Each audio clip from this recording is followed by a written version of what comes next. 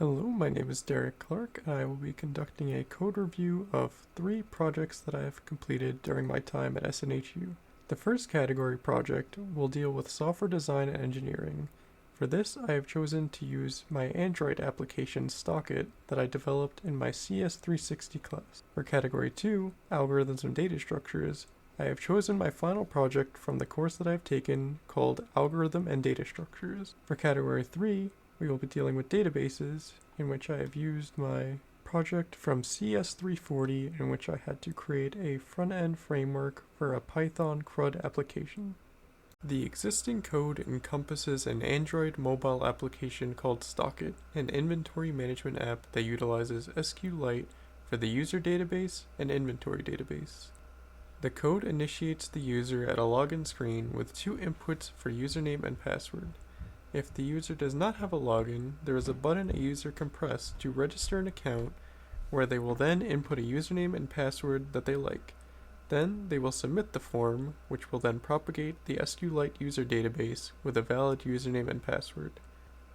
If the user has a username and password, they will enter it and submit the login form, which the code will then pass the username and password to the database for verification. If the login is verified, the user will be brought to the inventory management screen, which will present the user with a list of items and the relevant data. The code includes multiple pages a user may navigate to, such as an inventory item screen, where the user can edit the data on a specific item, add an item to the inventory database in the Add Item screen, and check the items that have a 0 quantity. The user may also allow the app to send them SMS messages when an item quantity is set to 0. The login function takes in 2 input values, such as username and password. Once the user has input both values, they may press login, which passes the values through the database function, checkUser, which utilizes the SQL query statement select star from user where username equals placeholder and password equals placeholder. If the username and password combination exists in the login database, the function returns true to allow the user to proceed to the inventory management screen. If login does not exist, the user is informed that the login does not exist. The register page utilizes the insert data function belonging to the login database, where the user will input a username and password, and the values will be written into the database. Once on the inventory screen, the main function that will execute is the load inventory function, which passes in the user's username and queries for all data of items that contain the username value of the username provided. If the user were to navigate to the Add Item screen and input valid item data, the code then takes this data once submitted and creates a new item in the inventory database with key value pairs for each item's information. The code also permits the user to edit an item and functions through querying the item by identifying what item the user has clicked, presents the user with a similar form to the Add Item screen, this time with the item's data filled in, and updates the item in the database on submit. The 0 screen functions by querying all items in the user inventory database that has a quantity of 0. All in all, the code mainly functions through custom CRUD functions implemented using SQLite. For design, the code does stay true to the mockups in both design and core navigation. The working product also follows the flow diagram and accurately depicts the ways in which a user may utilize the app. In terms of general code structure, the code is consistent in style and formatted nicely, creating separate Java files for each application's page functionality. The project also separates all database creation and logic into a separate file that can be referenced and utilized on each page for querying, adding, updating, and deleting data. In terms of code readability, the code is broken down into easy-to-read coding blocks where functions are contained and declarations of variables take place in the innermost scope. In terms of unreachable code, there does not appear to be any instances of such. However, there does appear to be instances of dead code and redundant code. One example of redundant code is found within the login Java file, where username and password are established via getText and toString, gathering the data from the user input fields and parsing it into the string variable. The redundancy of this is that in the following if statement shown here, instead of checking if username and password are empty, we're converting the raw input data again into string format to check if the data field is empty.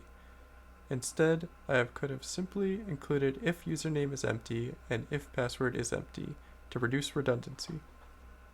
An instance of dead code can be found in the login Java file, to which the forgot password button is established within the code, tracking if a user clicks it, but does not contain any functionality. Looking through the codebase, I have not found any instances of leftover stubs or test routines that may have been left during the debugging phases, and the code appears to only contain functional items. Through my review, I have found two particular instances of redundant components that may be better extracted into reusable components to improve readability and modularity of the codebase. These two methods are the createNewItem method, which as the name suggests allows the user to add a new item, and the delete method, which deletes an item from the inventory. Both of these methods can be extracted and called rather than rewritten on each page where they can occur. By condensing these two methods down and moving them into a place where they can be referenced, I'll reduce repeated code found in the codebase. As far as documentation goes, the code is fully commented on, accurately explaining the functionality of each component and describing the data stored in each variable. This will reduce confusion and improve clarity of what each method and variable is doing within the code.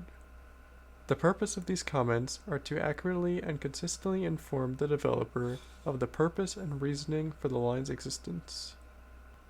Another important thing to note about the documentation of this code is that it exhibits excellent naming conventions directly correlating the data being passed in with the component or variable that it is storing. For example, the back button on the register screen will function as the button that returns the user back to the original screen. Another example, but for variables that hold data, could be the use of username and password string variables to house username and password data. In terms of variable usage, all assigned variables do have proper type consistency, and the data being passed in is transformed accordingly. One example of this is the use of the parseInt method when taking in the quantity data on the edit item screen. When the quantity provided by the user is submitted on the app, the code receives this as string data, but the database takes in an integer value for quantity. Since this is the case, we may parse the string to an integer value for accurate storage. Moving on, I have not found any unused variables other than the forgot password button, which is established as a variable but contains no function as stated previously. In terms of loops, branches, and logic constructs within the codebase, I have found all to be complete, correct, and properly nested. One specific example can be found within the inventory Java file, which checks first if the cursor is not null, establishing that the cursor exists and points to an item. Then the code contains another conditional statement to check if the cursor is pointing to the first item in the database for iterating through. Another example of conditional statements being correct, complete, and properly nested can be found within the add item Java file, where the code first checks if an input field has not been filled in. If it has not been filled in, the code prompts the user that they must fill in this field, and if the user has filled in the field, the code attempts to input the data into the database. The code then checks if the nested conditional statement, if the item has been added successfully to the database before returning to the inventory screen. All conditional cases appear to be covered within the code. One example of this is in the register Java file, in which the code correctly checks first if the user has filled in the form, then checks to see if the login already exists in the login database before inserting it again.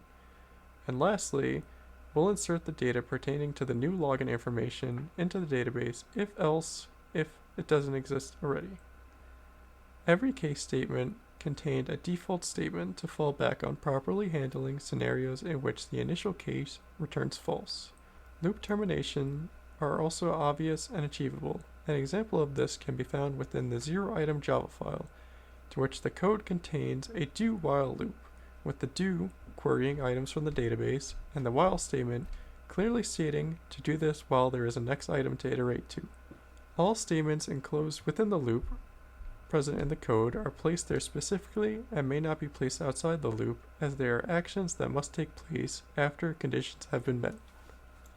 In terms of memory, this project does not manually manage memory. Instead, it relies on Java's garbage collection mechanism to automatically allocate and deallocate memory accordingly. Finally, for security in this application runs locally on the user's Android device and utilizes SQLite, which is specifically designed for local database manipulation. Therefore, it is incredibly unlikely for security breaches and malicious acts from happening without user mistake or tampering. If the device is taken advantage of, the code has implemented a login database, but the login has been stored locally, so if a malicious user gains access to the user's device, the user may no longer be protected. As for the target areas for improvement, I would suggest that commenting and documenting does not need an improvement as of right now, but aspects that may be improved are cleaning the code for a few redundancies, such as unneeded lines in Lambda methods, ensure that all components present for the user to interact with, such as the forgot password button, be made functional, and finally, there are some components that could be extracted, such as the delete item function and create new card function, to improve readability. The enhancements that I plan to make are improving code readability and simplicity by extracting methods that can be reused in multiple places in the code. This includes the creation of new item cards and deletion of existing cards. I also plan to add functionality to the forgot password button that resides in the codebase but does not contain functionality for the user to use. This might include prompting the user for their username, querying the database, and returning them their password. The last enhancement I plan to make that does not reflect the findings of this code review, but it is something that I deem a necessary addition to this app, is an optional barcode scanning mechanism to add items via scanning their barcode. The planned enhancement will demonstrate the course outcome of demonstrating the ability to use well-founded and innovative techniques, skills, and tools in computing practices for the purpose of implementing computer solutions that deliver value and accomplish industry-specific goals. The second outcome that I plan to demonstrate with these enhancements is design, develop, and deliver professional quality oral, written, and visual communications that are coherently technically sound and appropriately adapted to the specific audience and context. The second outcome will relate to this code review and the flow diagram that I have designed before implementing this code. For the algorithm and data structure code, currently, the program's basic description is to load courses data from a CSV file, grant the user the ability to display the courses loaded in and sorted, and lastly, submit a query to find a course via its relevant course ID. The code does this by console logging a basic menu that presents the user with 4 options and prompts the user for an input that must be one of the 4 options. If the user inputs 1, they are prompted to input the file path for the CSV file that will contain the courses. If the user inputs 2, the code will utilize quicksort to sort the courses via their titles and display them back to the console. If the user chooses to input 3, they will be prompted to input a course ID, which will then tell the code, which will loop through the courses till the current one matches the ID provided and displays it. Lastly, if the user inputs 9, the code will exit. For parsing the CSV file into the vector, the code creates a course structure to take in a string course ID, a string title, and a vector prereqs. Parsing in the data from the CSV, the code takes the 0th element on each line and sets it to the course ID. The code then takes the first element on each line and sets it to the course title, and then the code will loop through the remaining cells that are not empty and push the elements into the prerequisite vector.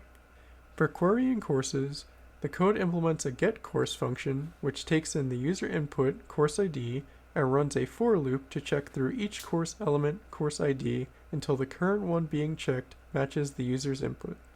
To display the courses sorted, the code implements quicksort via the quicksort method and a partition method, recursively from the beginning to the middle and from the end to the middle, sorting each element. Before proceeding with the code's implementation, pseudocode for the overall design and functionality of the code was created. Looking at the pseudocode, both the design and functionality of the code matches up with the expectations. For example, reading in the data, the pseudocode addresses that the code would iterate through each line, extracting the pieces of data and setting a course structure to hold each piece of data in the correct variable related to it, such as course ID for the ID, title for the title, and prerequisite for prerequisite courses. Looking at the code, I can say that it does in fact conform to standard coding practices, such as using camel case for variable name clarity, proper indentation for items and functions that reside within each other, and utilizing a coherent bracket format, including brackets on the same line as the code rather than below them. The code is overall well structured, consistent in style, and consistently formatted into function blocks, clearly named after their intended purposes. The code enforces the coding standard of encapsulation to separate the codebase's functional components into a way that is easily separatable and understandable. Looking through the code, I have not found any instances of unreachable code, as all functionalities are incorporated correctly and are accessible to the user come runtime. The only possible unneeded code appears to be the timing code in the main function, which only exists to present the user with the time it took for the operations to be performed. The code appears to be clean, with no sign of leftover stubs or test routines that may have been left during the testing and debugging phases within the software's lifecycle. In terms of external components and libraries that could be used, the code could take advantage of the CPP standard library sort function, but would interfere with the code's main objective to showcase my understanding and ability to implement a sorting algorithm. All blocks of code appear to be well established, needing no further condensing. This can be proven by how the sorting algorithm has already been split into two separate functions called quicksort and partition. This codebase exhibits efficient use of storage through the use of vectors, as unlike arrays, vectors can dynamically grow to suit varying amounts of information being read in. In terms of documentation, the code exhibits clear and adequate comments detailing what each variable and function does in the code. The code does not contain comments on each line of code. Rather, it places the comments near the top of each chunk to describe each operation being performed. This increases readability and code cleanliness, as the code is not being overflooded with unnecessary comments. All comments are clear and precise, detailing the actions being performed as well as the purpose for variables. To add on to the code's cleanliness, the code also utilizes clear, consistent, and coherent naming conventions for all functions and variable names. For example, course ID for the ID of the course title for the title of the course, and display courses for displaying the courses. All assigned variables also have proper type consistency. For example, the course ID and title are string variables, as they may contain alphanumeric characters, and prerequisites are stored in the vector of string, as they are a list of courses. All variables are used within the code's functionality, and the code does not show signs of redundant and excessive variable usage. In terms of loops, branches, and logic constructs, all are found to be complete, correct, and properly nested. All loops present within the code have reachable completion conditions, such as when the CSV no longer has lines to be passed in, the loop will stop. Or, once all of the courses in the vector have been sorted, the sorting algorithm will stop and display courses function will then begin. For all conditional statements, the most common cases are always covered first. One example of this is checking to see if all the course elements have been sorted before attempting to swap the highest and lowest course, and proceeding with the sort. For all conditional statements, the code demonstrates handling of all possible cases, including default cases. An example of this is when the user has chosen an option that is not presented on the menu screen. The code returns that the option chosen by the user does not match a valid choice. I have also identified that all loop termination conditions are obviously and achievable. One example of this is when attempting to read in the courses from the CSV file, the code first checks to see if the file can be read in, then loops through each row starting from row at index 0 and ending at the file row count. In terms of memory allocation and deallocation, although I am utilizing CPP for developing this project, I am utilizing the dynamically sizing vector data structure, rather than the manual sizing array, for storing course data, meaning that all allocation and deallocation of data are done automatically. The code also checks to ensure that the CSV file being read in exists at the path provided before attempting to parse in data. Finally, since the data is only being parsed in and it is not being changed or output, all files and device interacting with the program are left in the correct state upon program termination. My plan for enhancing the CS260 project is to implement a more efficient data structure like an unordered map to include support for larger datasets, faster search times, and add on to the project with the ability to delete courses from the data structure in constant time. Utilizing an unordered map does have its drawbacks with sorting efficiency, so I still do intend to utilize a vector alongside the map, which will boost sorting speed and allow me to implement multiple sorting options, rather than only sorting by course ID, for example, via course title. I also intend to improve the usability of the program by improving the way in which menus and data are displayed onto the command line. These two enhancements will improve the efficiency of my project, allowing for it to be scaled to handle larger data sets effectively. I also intend to implement a way for the sorted vectors data to be written to a CSV file to demonstrate my ability to handle both input and output. Incorporating the planned enhancement will demonstrate my ability to identify inefficiencies in the software I am developing, to improve it, while also taking note of the trade-offs involved in making the change. As I acknowledge using a vector will provide me with easy sorting, I also acknowledge that search involves O(n) time complexity, and if I were to incorporate an unordered map, a user can easily search for any given course in constant time, speeding up the process. Utilizing the benefits of both data structures, I can provide both easy sortability and fast queries of data with the trade-off of using more memory space. Another skill that I will demonstrate with this enhancement is the ability to scale software to meet the needs of the user. Utilizing unordered maps will optimize the program to have the capabilities to handle large data sets that may need to be sent through the program in the future. Implementing the ability to output the sorted data into a CSV file will align with delivering value to the users, allowing for them to gain insight into the course outside of the program's operation. The course outcomes that will align with my enhancements are demonstrate an ability to use well-founded and innovative techniques, skills, and tools in computing practices for the purpose of implementing computer solutions that deliver value and accomplish industry-specific goals. Another course outcome that will be demonstrated by my enhancements is design and evaluate computing solutions that solve a given problem using algorithmic principles and computer science practices and standards appropriate to its solution while managing the trade-offs involved in design choice. The project that I have decided to commit to a code review that relates to databases is my CS340 final project. This project required me to establish a MongoDB connection, create two databases, one for user permission and the other for storing dog breed information, and finally implementing custom CRUD functionality methods for creating, updating, reading, and deleting data in the database.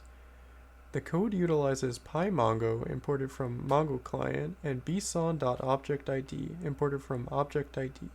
The code begins by defining a class animal shelter. The code then goes on to establish a Mongo client connection utilizing username, password, host, and port.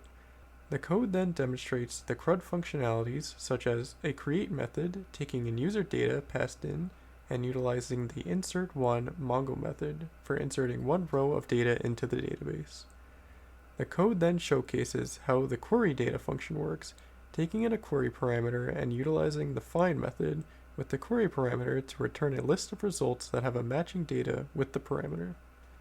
The delete function utilizes both the find1 method for identifying the data point in the database that needs to be deleted, and if it is found, utilizes the delete many method to delete all results of the previous query. The update1 utilizes the find1 method, passing in the query parameter, and the update1 method, passing in the newly updated data into the data point queried. Lastly, the update many function utilizes the find method with the query parameter passed in to query all results and the update many function passing in the updated data. The other portion of this code is utilizing Dash for creating a front-end web application to showcase data and utilize many of the functions mentioned above. First, regarding structure, although the code was not designed through pseudocode or diagrams before implementation, the code does match up with all the requirements provided. The code is intended to be used by an animal shelter to establish a database that can be utilized to keep track of animals currently in the shelter, and grant access to those who will utilize the database to discover dog breeds within the shelter who may be good at performing different types of rescue operations. The code does partially conform to the Python coding standard found on PEP 8 with indentation, utilizing encapsulation for the animal shelter class, and utilizes exception handling when necessary, but also goes against these coding standards in certain styling aspects. One standard that this code does not comply with is the use of snake case rather than camel case for naming conventions. Overall, not strictly following a specific coding standard may not diminish code quality and performance, but may impact cleanliness and readability of the code. Although the code may not follow Python coding standards when it comes to styling, it does have a well-structured and consistent styling throughout, such as using camel case for variables, using proper indentation for items that fall under other items, and providing spaces in between equal signs for easy readability. In terms of unreachable, redundant, and unnecessary code, there does appear to be a few instances. A reoccurring instance of unreachable code can be identified after a few of the exceptions are thrown where a list is returned. What makes this unreachable is as an exception is thrown, the return will never execute, as it comes after. An instance of redundant code is present in the fields array, in which age upon outcome is checked twice. Lastly, an instance of unnecessary code that has been left in is the debugging statement starting connection. The debug statement that was left in is, of course, could be considered leftover stubs or test routines, which should be removed before production. As far as if any code can be replaced by calls to external reusable components or library functions, I believe the code already exhibits great use of the imported functions like Mongo's find, update, and delete functions. All components of the code are also grouped into reusable methods that can be called whenever the user may need them. In terms of storage use, the code demonstrates the use of an external Mongo database for storing data, leading to an efficient use of storage as data is not being stored on the local machine. As for documentation of the code is clearly and adequately commented throughout, with an easy-to-maintain commenting style. All comments are consistent with the code accurately explaining and defining what each section and line does in tangent with the rest of the codebase. Looking through this code, I can easily gather what each method does and how the program works all together just by reading through the comments. In terms of variable usage, every variable is defined with meaningful, consistent, and clear names, using excellent naming convention.